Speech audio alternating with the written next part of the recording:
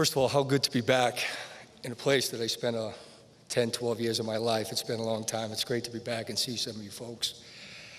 I met Pastor Hamilton about 30 plus years ago. I was a 21-year-old, had moved out from Boston with my family, was raised Pentecostal, and had stopped going to church.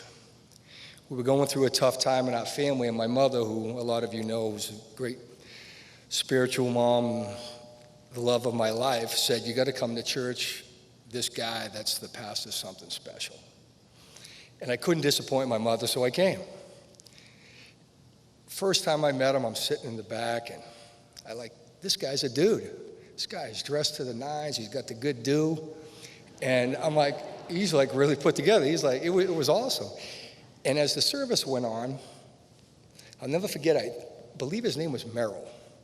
Tell me if I'm wrong, but he was in the back, and he got up, he was speaking in tongues. And I'm like, this is like what I was used to, like so I was raised with. This is okay.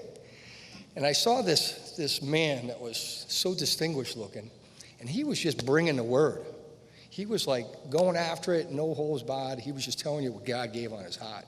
And I just remember it just touched me. And through these dark days of our family going through some terrible times, my mother leaned on him and how much comfort he brought to her.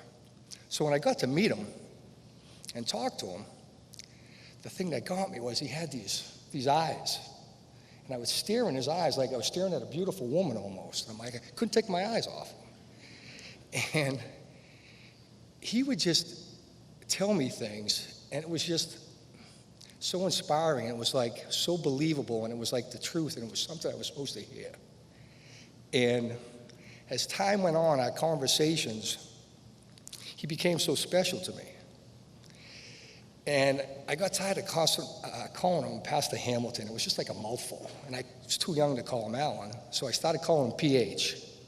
And I think he liked it, because that's what he liked. So I called him PH. And over all the years and all the times and all the words he gave me, I just kept thinking how special it was. And he was a gift to a lot of people, and he was surely a gift to me. And I'll tell you, as you come up and speak at someone's memorial, you thinking, is what you're saying just genuine and is real? And you hope when you die that someone doesn't have to try to make you look good, that they're just speaking the truth. And I'll tell you, everything from my heart about him was the truth. I thought he was a man of God, and of all the pastors, a guy that I just connected to, so real. And if I could leave you with one thought today,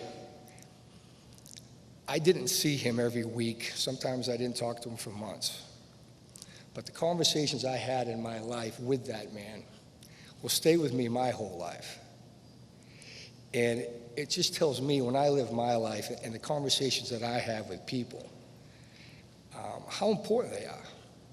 And to have a guy like that in your life is just, it's a beautiful thing. I feel honored just to be able to get up and express my thoughts and my love towards him.